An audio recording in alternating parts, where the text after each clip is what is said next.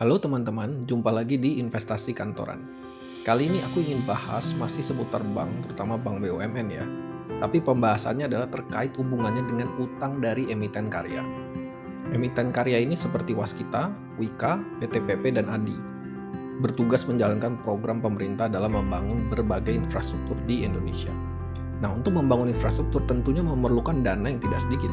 Sehingga mereka mau tidak mau harus ngambil utang ke bank. Dan memang bank yang tentunya paling bersedia adalah bank dari pemerintah juga ya, yaitu bank BUMN. Tapi belakangan kita sering dengar berita bahwa utang dari para emiten karya ini sudah terlalu besar, sehingga menimbulkan kekhawatiran kalau mereka menjadi kolaps dan tidak bisa lagi melunasi utang-utangnya, yang tentunya ini juga akan merugikan si pemberi utang, yaitu bank BUMN.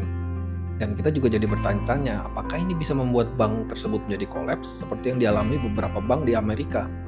Nah, mungkin pertama-tama kita harus tanya dulu, sebetulnya seberapa besar sih utang tersebut?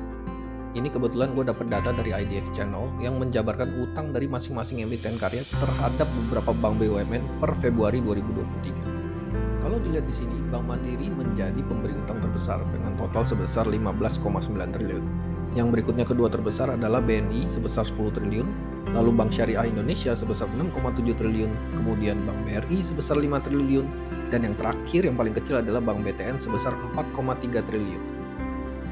Pertanyaan berikutnya, apakah utang ini bisa menyebabkan bank-bank tersebut kolaps? Nah, kita harus membandingkan dulu utang tersebut dengan ekuitas atau modal dari masing-masing bank. Di sini sudah gue coba data dan hitungkan perbandingannya dengan ekuitas setiap bank. Yang pertama adalah Bank BNI yang memiliki ekuitas 145 triliun, sehingga porsi utang karya ini kira-kira 6,8% dari ekuitas.